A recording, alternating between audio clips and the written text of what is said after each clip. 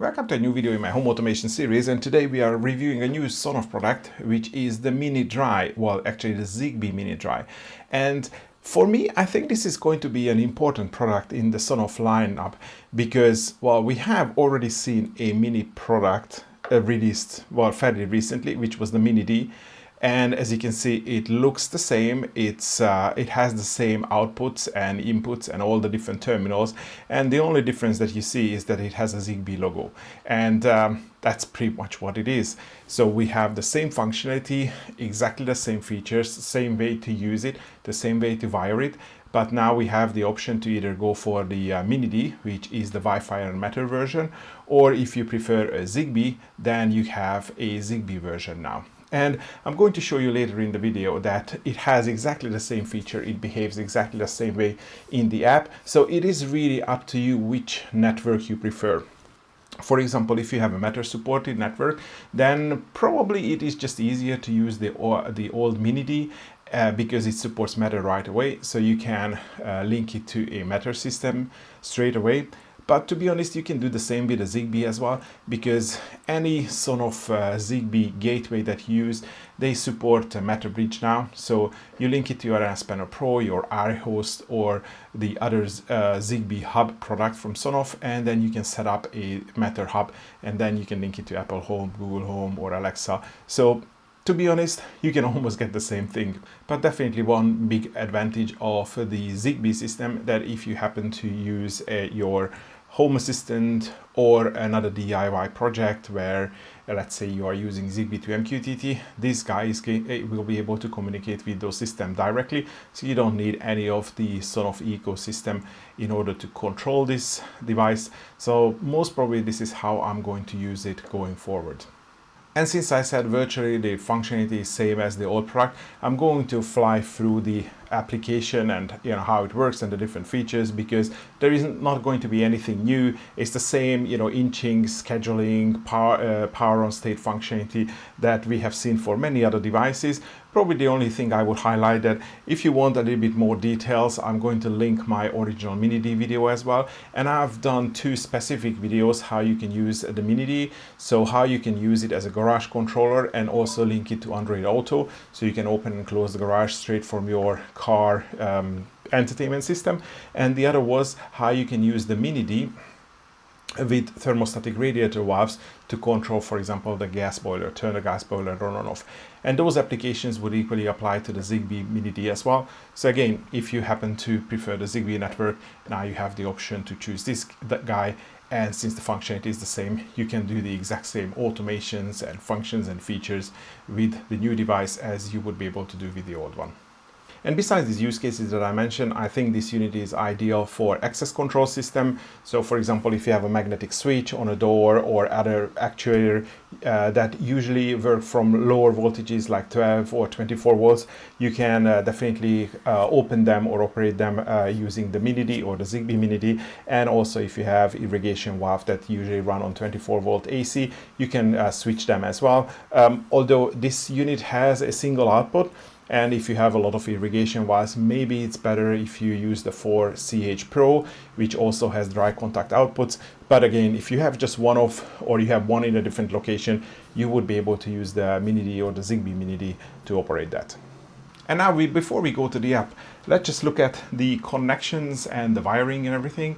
Although it's not really going to be different from the previous model. As I said, it's exactly the same. I thought this is the new model is somewhat smaller, but looking at these two side by side, you can actually see that they are exactly the same. The only real difference is the ZigBee logo on the other side. And if I flip it over, you can see some stats. And the only thing I would highlight from these stats, that this unit has a really small relay. So it's not meant to switch loads.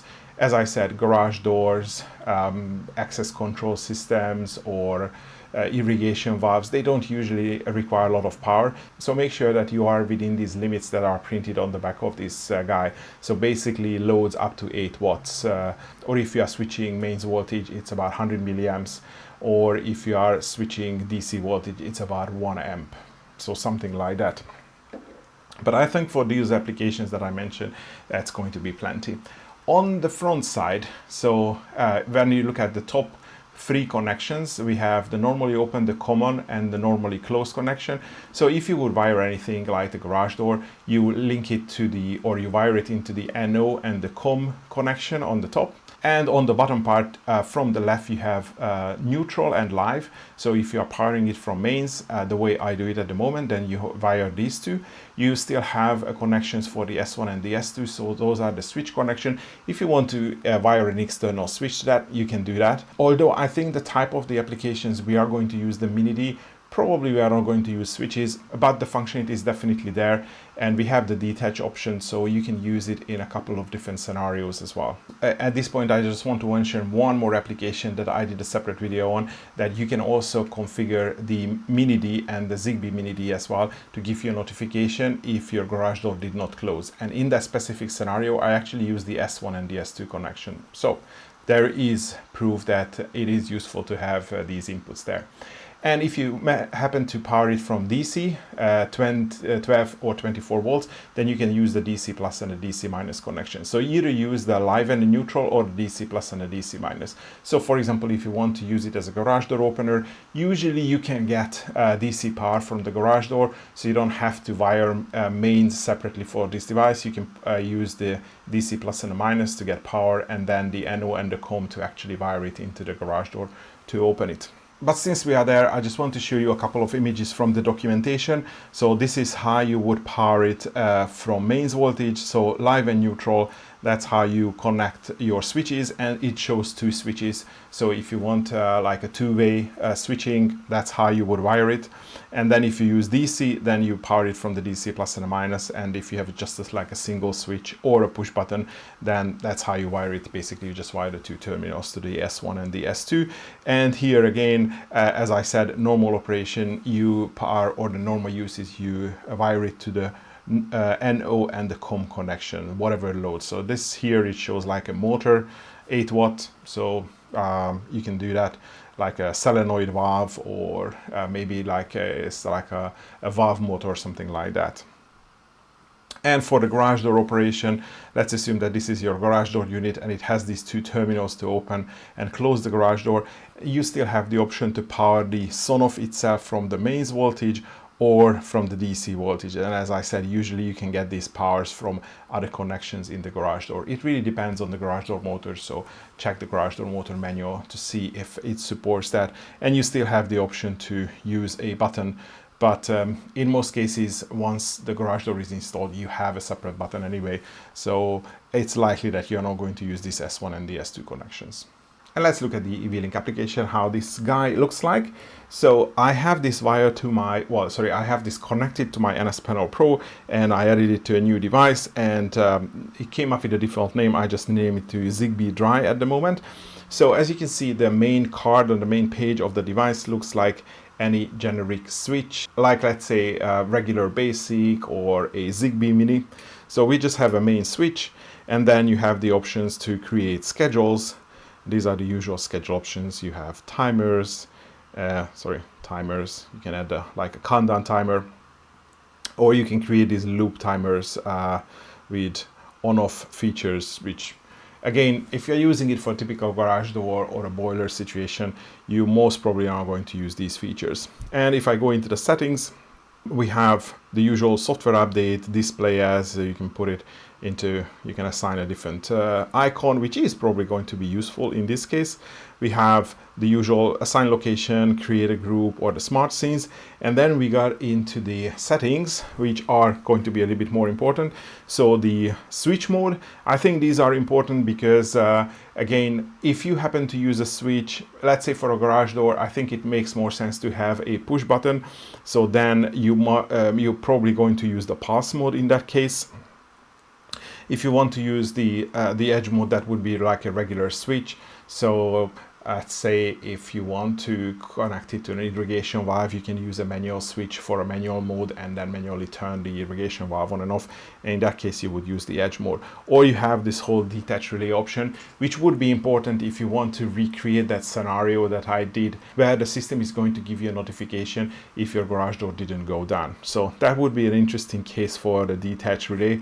And to be honest, that's the only case I found so far where it actually makes sense. We have some logs where we can see how this device got turned on, either manually or through the app. We have a couple of pilot features. We get this with all ZigBee devices. You can turn on the turbo mode. Of course, because this is mains powered, it's going to be a ZigBee router device, which is nice. So it's going to extend your mesh network. We have power on settings with the delay. So again, you can have this unit to automatically turn on when the power comes back on. And you can also set a delay, it's a good feature. It is interesting in some edge cases. And of course you have the inching settings, which would be again useful for garage door operations, because then you would set up the inching setting to, let's say, half a second and auto off. So whenever you turn it on, it would just create a short pulse and it will turn off automatically, which is usually what garage doors and gate motors are required to operate. So, and if I do that, half a second. So if I turn it on, you can probably hear the 2 clicks, so it turns off automatically. Inching setting, I'm going to turn this off for the time being. And that's it. These are all the features, but to be honest, I wasn't expecting anything more. These are usually the stuff and the features and the settings that we get with ZigBee, with basic output devices, and the fact that it has a dry contact doesn't really change how it operates in the eWeLink application. And to be honest, I think this pretty much concludes my review of this ZigBee MiniD. I think this is a nice addition. We have waited for the regular MiniD for such a long time. It was definitely a welcome addition to the Sonoff ecosystem, and I'm happy that now we have the choice to choose between either Wi-Fi or ZigBee. If you want to understand a little bit more on how you can use this, as I said, I can recommend 3 different videos, well, maybe 4. I mean, there is a review video on the MiniD, which could be a little bit more detailed than this one. And then I have a specific use case, how you can use the MiniD with the thermostatic radiator valves to control a boiler. Also how you can use, let's say, Android Auto or Apple CarPlay to configure this so it shows up on your main entertainment system and you can operate the garage door.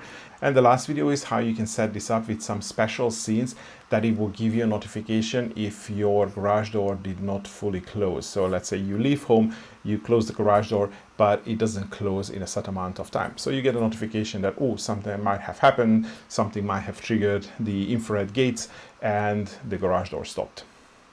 But with this particular video is complete. If you are interested in this product, there are going to be affiliated links down in the video description below. The official launch date is May the 21st, so I will time the video either on the same day or the next day. So by the time you see it, this device should be available. But that's all for today. Thanks for watching and hopefully see you in the next one.